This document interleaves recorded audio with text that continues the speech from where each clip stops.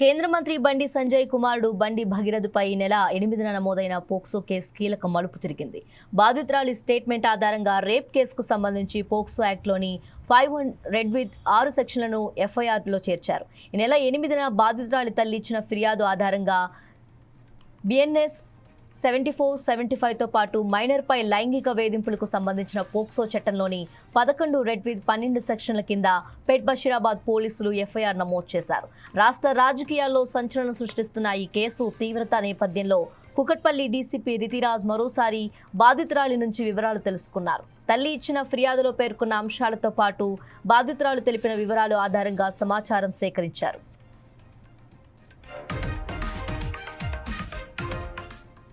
దర్యాప్తులో భాగంగా బాధితురాలితో పోలీసులు మాట్లాడారు. ఈ క్రమంలోనే బాధితురాలిపై లైంగిక దాడి కూడా జరిగినట్టు ప్రాథమికంగా గుర్తించారు. ఈ మేరకు మైనర్పై లైంగిక దాడికి సంబంధించి 5(1) రెడ్ విత్ 6 పోక్సో సెక్షన్లను ఎఫ్ఐఆర్లో చేర్చారు. నిందితుడు భగీరథ్కు నోటీసులు జారీ చేసేందుకు పెట్ బషీరాబాద్ పోలీసులు కరీంనగర్ వెళ్లారు. కాల్ డేటా ఆధారంగా భగీరథ్ మామ ఇంటికి వెళ్లారు. భగీరథ్ అందుబాటులో లేకపోవడంతో ఆయన మేనమామ వంశీకృష్ణకు నోటీసులు అందించారు. దర్యాప్తులో భాగంగా నిందితుడు భగీరథ్తో కలిసి మధ్యాహ్నం 2 గంటలకు తమ ముందు హాజరు కావాలని ఆదేశించారు. హాజరు కాని పక్షంలో చట్టపరమైన చర్యలు తీసుకుంటామని వార్న్ చేశారు.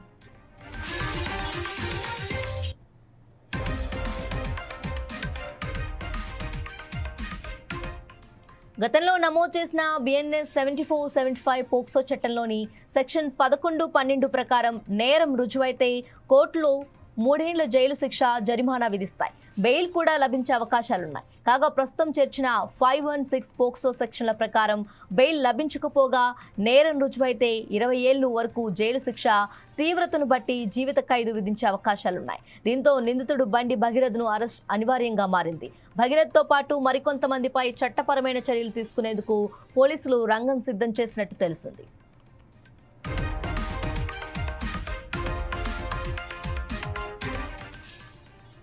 ఇక తనపై నమోదైన పోక్సో కేసులో ముందస్తు బెయిల్ మంజూరు చేయాలని కేంద్ర హోంశాఖ సహాయ మంత్రి బండి సంజయ్ కుమారుడు సాయి భగీరథ్ హైకోర్టులో ఇప్పటికే పిటిషన్ దాఖలు చేశారు.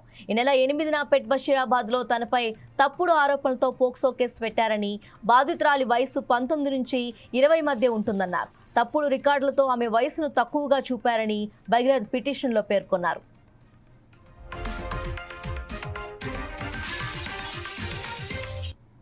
ఒకవైపు లైంగిక వేధింపులకు గురి చేశానంటూ, మరోవైపు సంబంధం కొనసాగించారంటూ పరస్పర విరుద్ధమైన ఆరోపణలతో కేసు నమోదు చేశారన్నారు. 8 నెలల క్రితం జరిగిన సంఘటనపై ఆలస్యంగా ఫిర్యాదు చేశారని, దీనికి ఎలాంటి కారణాలు వెల్లడించలేదన్నారు. ఒకవేళ 8 నెలల క్రితం లైంగిక వేధింపులకు గురి చేస్తుంటే ఆ తర్వాత కూడా బాధితురాలి కుటుంబం తనతో ఎందుకు సన్నిహితంగా ఉందని ప్రశ్నించారు. కుమార్తెతో సన్నిహితంగా ఉండదాన్ని గమనించిన ఫిర్యాదుదారు 5 కోట్లు ఇవ్వాలని బ్లాక్మెయిల్ చేశారని, దీనిపై కరీంనగర్ పోలీస్ స్టేషన్లో కేసు పెట్టిన విషయం తెలిసి తనపై హైదరాబాద్లో కేసు పెట్టారన్నారు.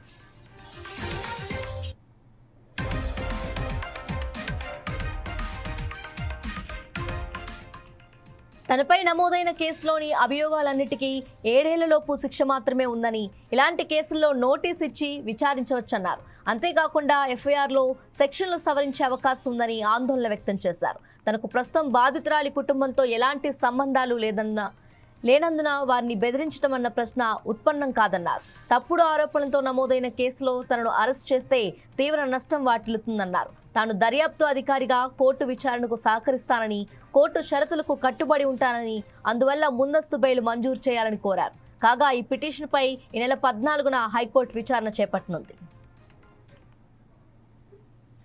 ఇక దీనిపై మరింత సమాచారం మా ప్రతినిధి లెనిన్ అందిస్తారు. లెనిన్, చెప్పండి, బండి భగీరథ్ పెట్ బషీరాబాద్ స్టేషన్కు వచ్చే అవకాశం ఉందా?